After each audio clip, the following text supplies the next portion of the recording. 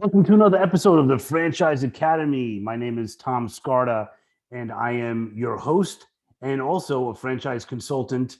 And I match people with franchise opportunities based on skills and personality and goals. Been doing it for 17 years, and I help people around the country and offer a free service to help people understand the world of franchising, whether it's a fit for them or not, because it's definitely not for everyone. But we want you to come into it knowing everything that you could possibly know. So with that, check out my book, Franchise Savvy, #1 bestseller in Amazon in the book section. It's my stories, my failures, and my successes in franchising. A lot of information there. And also check out my new online course, the A to Z's on how to buy a franchise, all available on thefranchiseacademy.com. Today, I'm excited to have a very smart woman with me, and she is going to talk to us about business from a different perspective about really the CEOs. And also, we're going to talk a little bit about partnering. So, if you're working with your spouse or working with another partner in a business, starting up a franchise, we have with us today Keziah Robinson. Did I get that right, Keziah? You did indeed. Oh, Excellent job, Tom. dynamite. I thought I was going to get it wrong. So Keziah is an awesome lady who is a business strategist, a CEO coach, and she really helps folks by helping them shift their business. That's what her clients say, and she is someone that coaches businesses through any challenge, regardless of the type of challenge or the size of the challenge. She can help them, and she helps them with 3D modeling. And I want to talk about that in a second. So, Keziah, welcome to the Franchise Academy. Thanks so much for having me, Tom. Great to be here. No, this is so fantastic. I think you're in the Boston area. Is that right? I am. Though I work, I was just saying I was in Florida near you for about a month earlier this year. And I do work with people all over the States. I don't hear a Boston accent for some reason. You got to get a couple of beers and a Patriots game. Don't worry. Don't worry. It'll come out. Very well said. I like that. In a Patriots game. Awesome stuff. So, what is this 3D modeling? What do you mean by that? So the 3D model is something I use. Most of my clients come in, whether it's a single business owner, CEO, founder, or a partnership of co-founders, and they're overwhelmed. We say they're doing too much and not getting enough done. So the 3D model I came up with is something I say, first you delete, then you delegate, then you do. So we go and we take a look at everything that you've got on your plate. It's one of the first things I do with people after goal setting. Take everything on your plate, and we start to process what doesn't need to be done at all. You'd be surprised, I'm sure, how many things are on that list. Then look at delegation, what could be done by somebody else, what could be outsourced. And then we look at what are actually is. I always say, what's at your pay grade? Because you're not above doing anything. But part of leadership is really understanding what's at your pay grade, so that you will delegate to your team and give them the opportunity to grow by giving them the work that is appropriate for them. So that's one of the first things I do. And sometimes it takes a while because people will fight you. They will fight you on it. So it's a fun part of coaching. Even though they're paying to bring you in, they still fight you. Oh yeah. Yeah. Well, we're our own greatest enemies. I think we know in business and in life, but in business especially. And it can be really hard. Sometimes people cruise right through it. I always start with the low-hanging fruit. So I'm like, let's take something, maybe, the delete, you just need a little explanation, a little backup on it. Some people, it's really, really hard. There's something going on. They're really concerned about control. They have some disappointment from their previous, maybe a business venture that didn't work out, all sorts of stuff. So some of those times it takes a lot to work through, and sometimes we cruise right through that piece. It's one of the things about coaching is, I don't know what's going on with you until we get into it. What do you think is the most common thing that folks need to delegate? A CEO or founder, you're sitting there pulling your hair out, What do you find is the most common thing? Finance, big one. People often are afraid of having someone see the numbers, whether they're good, they're bad, they're indifferent. And it is a business, and business is about money, but we've been taught a lot of times not to talk about money. It's vulgar. I live in New England. They think it's in bad taste to talk about money here.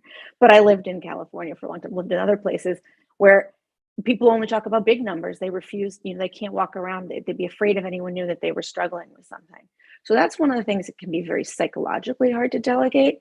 And even though it really makes no sense for you to do your own bookkeeping, you should understand your books, but you do not need to do your own bookkeeping. So that's the biggest thing I would say. That is, sometimes people, you just introduce them to the right person, boom, they're done. Other times, got to kind of work it for a while to get them comfortable with it. Yeah, and spot on. I mean, I feel the same way, that a lot of people just don't want to talk about money, but how could you talk about business without talking about money? So Yeah. that is kind of weird. And so it's cool that you could get people past that, even though it does take a lot of work. I think also the whole idea of knowing your books is important, but you really need to develop a team. And the number one Yep. person on your team should be a really good CPA Yep. that can really help you with taxes. Because Yep. one of the big benefits of owning a business is having a different type of tax code that you adhere to, as opposed to a Yeah. W-2 employee. Yeah, for sure. And you can get mixed. I mean, there's so many incentives, and I'm sure you've had CPAs on here. So many incentives, and they come, they go. There's state, there's local. So it is, I think, it's core in general to be thinking about. I would say your advisory board sounds a little cheesy sometimes, but to be thinking about not just, my CPA is not just somebody I pay a couple $100 a year to send in the tax forms. Your CPA is probably somebody you pay a couple $1,000s a year, because they are saving you that money and more, and they are helping you really plan for the whole of your career, of the whole of the business cycle, up into including if you choose to sell the business at some point. Yeah. Well, cool. And I know that you help people prepare for the sale of their business. Yeah. Tell us a little bit about that. Well, the number one thing you need to know in order to sell a business is what you're going to do on the other side. Mm-hmm. I've heard other coaches or consultants, they'll say, "Oh, you're trying to fire yourself," and I'm like, "That's terrifying, right? Who wants to be out of a job? Who wants to be like if you wanted to sit on the beach, and just collect, if you just want to sit on the beach and do nothing and earn some interest on some bonds sitting somewhere, you would not have started a business, right? Mm. It's not for the faint of heart." Even with franchises being a great entryway, because so much of the structure is provided for you. But in general, running a business is not for the faint of heart. You have to have a certain entrepreneurial spirit for it. And those people don't want to sit on the beach, at Mm-hmm. least not full time. So one of the first things that's really important is, what does your life look like on the other side? What are you going to do? Are you starting a new business? Are you going to get involved with some nonprofits? Are you investing in other companies? That is one of the core things, and often it takes people a while. That can be hard for them to get in touch with what they're going to do on the other side. But if they don't know, they will sabotage the process of selling the business. Interesting. Yes, So almost indeed. like on a subconscious level, they're sabotaging. Right. And Wow. especially if you have partners, right? Because one of the things that I work with is partners, and franchises, it can often be a married couple, is one person's got a different agenda. They haven't had that conversation about what does it look like for us afterwards. Or they're, if maybe not married, friends, they're on different tracks, right? They have different income needs. They have different dreams about what they're going to do with the money and how much they need. And if you don't have all of that in alignment, what'll happen is there'll be one person says, "Oh, I need X amount of dollars." The other one says, "I need Y amount of trailing income." Mm-hmm. Right? But they'll fight over something like that, when you're like, both of those things can be taken care of. You can make the transaction work. one person wants to stay with the business, one person wants to leave. You can make that work, but you need to know what's going on. And usually people assume they're in agreement about things. We always agree. We know exactly what's going on, and then I'll get them separated and say, well, tell me the story. Like, what are the top 3 priorities? Totally different. Yeah, it's partnerships or marriages in a business is tough, but Yeah. it's definitely a necessity for a lot of people. So to know how to go in and structure it and tackle all the issues up front before they become issues, Yeah. on the back end, is really important. Yeah. Really important. And Absolutely. how did you identify that? Like this problem of partners banging heads or not knowing what the other one is doing? Well, when I left corporate world, I went and turned around a business for a friend of mine, and it was in pretty bad shape. So took quite a bit of work, but managed to turn around in a year, tripled sales, got everything going in the right direction. But it was her baby. So it was over everything. Showing up on time for meetings, what constituted professional behavior, what constituted professional dress, right? Where the money was going to be spent, invested in, product development essentially versus invested in marketing, all of these things. And our friendship almost didn't make it. I had to leave the business. And even then, we didn't talk for probably a good 6 months before we could put it back together.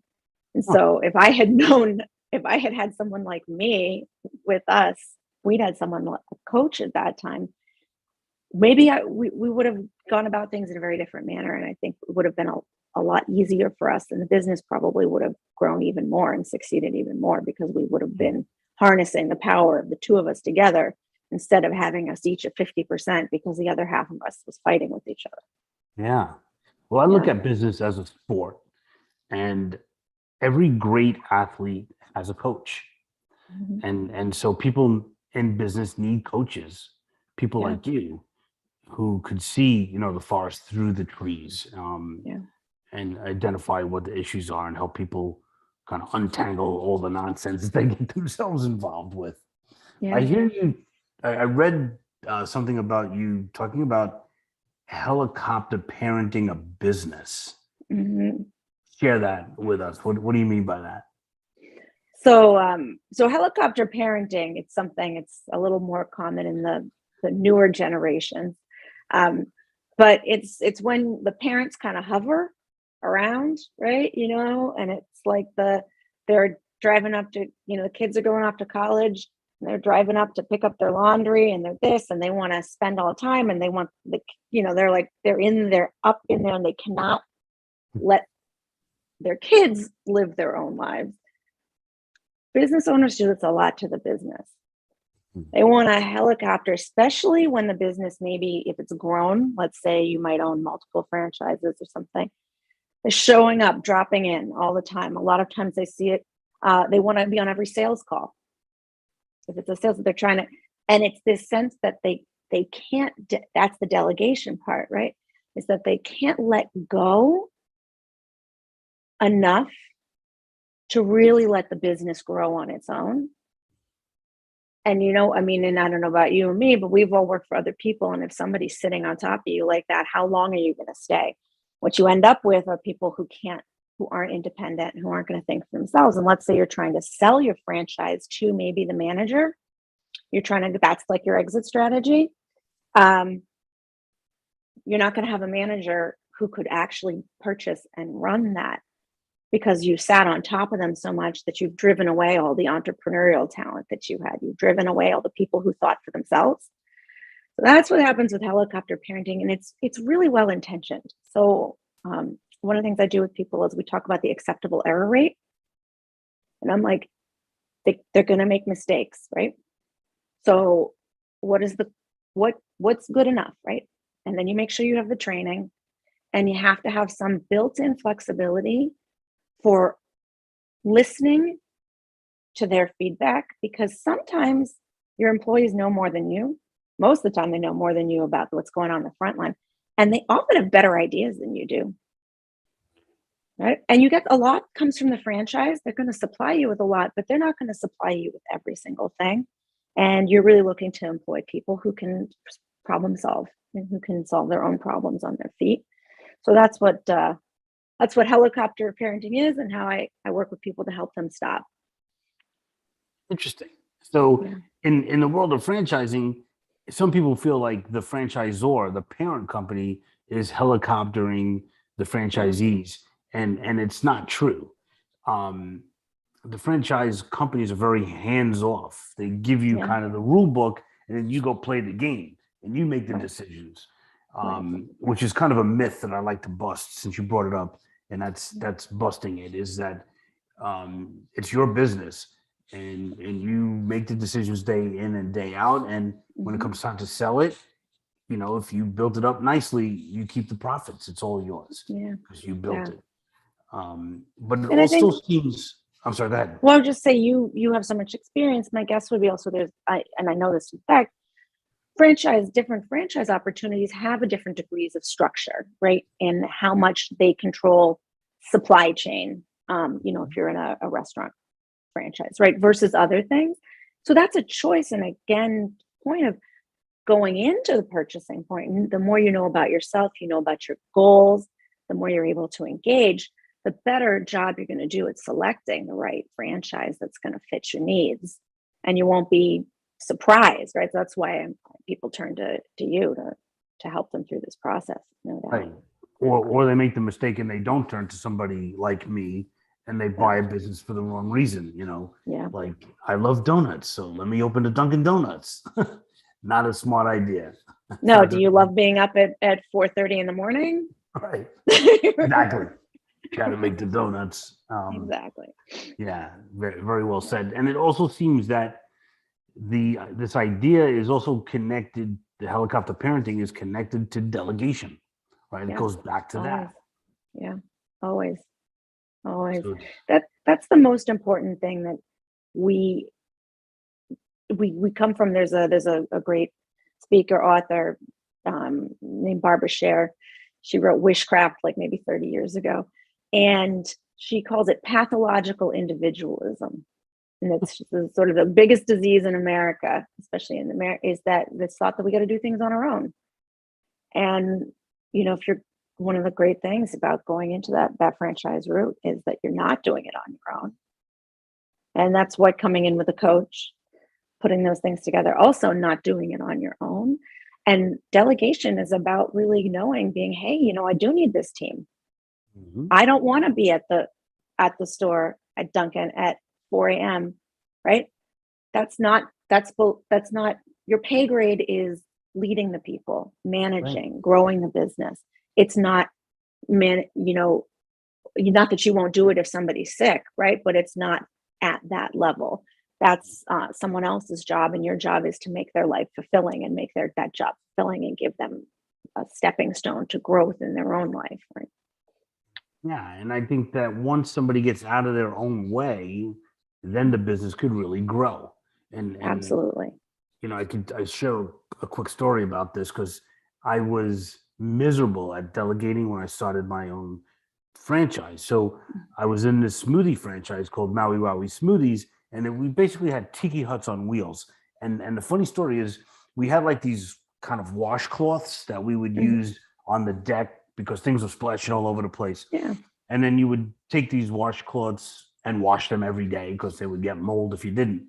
Right. And so a few months in, um, the president of the company calls me, this guy Michael Haith, who was like a mentor to me, and he said, "So you going in every day?" And he's like, "Yeah."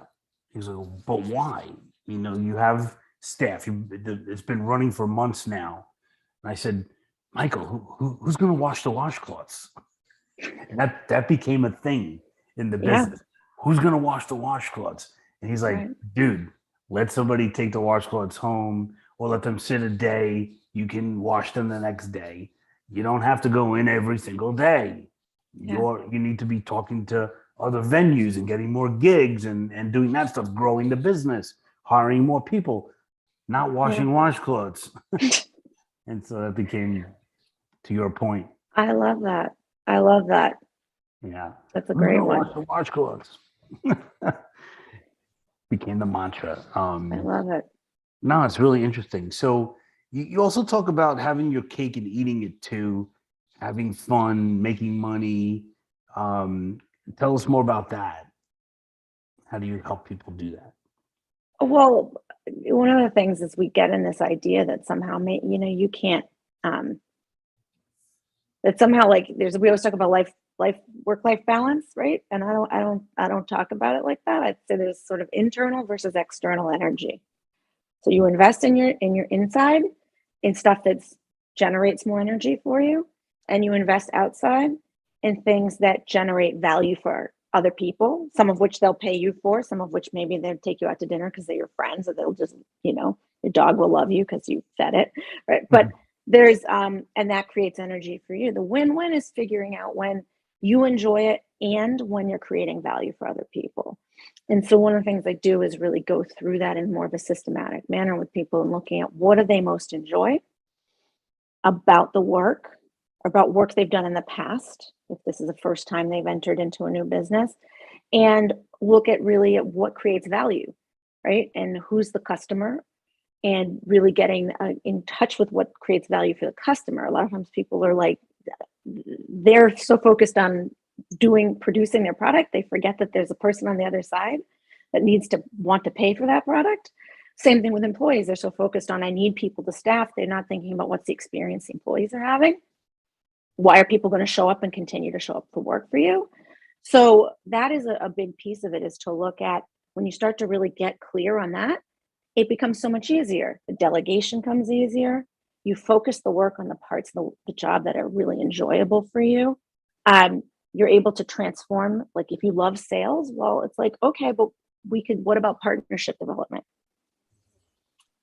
What about, getting the high you were used to get from the customer, the client? Can you get that high from being the best boss possible, right? And being ranked a top place to work in your town, right? What are the things that you can do? So we'll work on transforming that so that you have a really good time, because it should be fun. Life is not about killing yourself. Right. Right. Right. About having great systems, right? Exactly. Systems, having the right team, there's so many pieces to it, but all of it can be really fun if you approach it from a perspective of, this is supposed to be a good time. This is supposed to be something that generates energy. Yeah. It's actually very hard because most people are addicted to effort. And I'm like, you're not looking at effort, you're looking at the effect, right? You're trying to create results. And the results, that what you're trying to do is ratchet up the results relative to the effort. You want the return on your effort to be going up and up and up. And people get really into a cycle of, we need to work. And they look at their employees and they'll go, well, I need the employees to be grinding it out. And I'm like, why would you want that? Why would you want your employees to be grinding it out? Why aren't we thinking of this as something where we're all trying to boost the return on that effort and that energy that we're investing?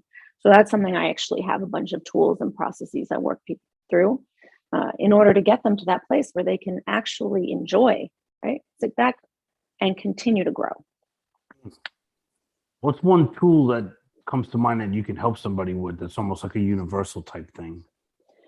So I have, I call it the energy investment matrix. And this one, I'll tell you, one of the key ones is with relationships. So you can do it with tasks and everything, but basically look at all the relationships you have, customers, clients, personal relationships, vendors, whatever's coming up, your employees, and you map them out and you go, how much energy do I put in? Is this like an easy and just little energy in?